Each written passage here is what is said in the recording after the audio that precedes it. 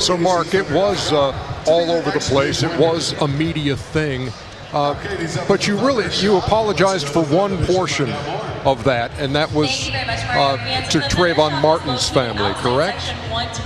Yeah, and the reason I apologized is because I've met and spent time with his family, and when I said it, I hadn't considered that they might have to deal with all the media onslaught, and that's not fair to them.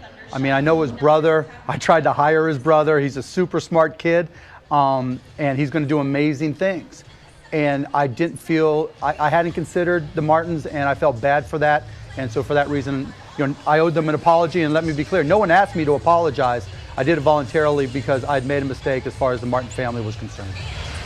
Mark, when you sit down and look back to the interview, you say two things: being a bigot and being prejudicial. Do you regret? I think to me those are two totally different things. They I think are. So do you regret using the word bigot and just saying we No. all? No, what I meant was, the way I define them, Charles, is that you're prejudiced when you have preconceived notions. You're bigoted when you take some sort of action.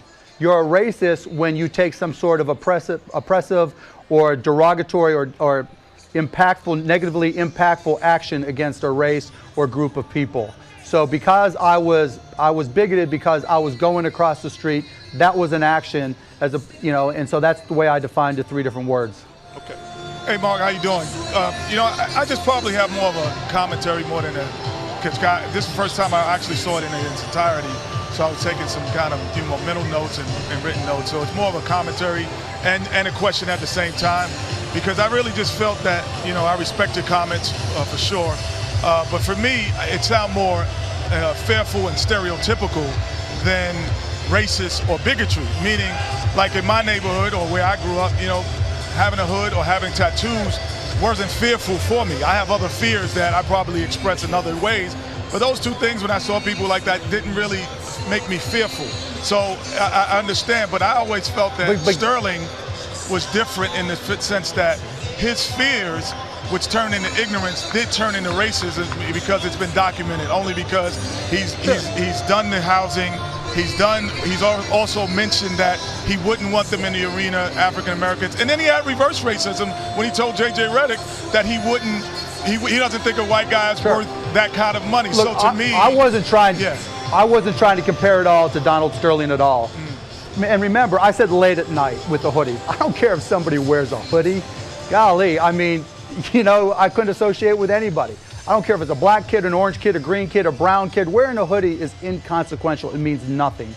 The bigger point, and again, it was a bad example, and it was a wrong example, is Kenny, I don't care who you are. If you're walking down the street late at night, and I've been in that circumstance, it's not just a hypothetical, I've been there, and you see some kid that you think is threatening in any way, shape, or form, you're going to the other side of the street.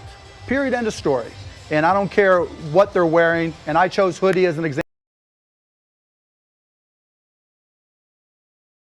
I went on to say other stereotypes, whatever they may be. It was just bad examples. Right, and that was my point. But I just felt that carrying the stereotype or the look of someone, and then carrying it to the point where you act on it in terms of a negative way, in terms of you hold people back in different ways. That's prejudice, and that's why I was trying to think what Charles was saying. Well, that's actually racism. That's racism, right? That's racism. But being prejudiced, racism. I'm prejudiced against people who didn't go to the University of North Carolina. I'm prejudiced against people from New York City. That's not from New York City. But I won't hold that accountable as a criteria for you being next to me, with me, or about me. But if you are, sometimes I like it.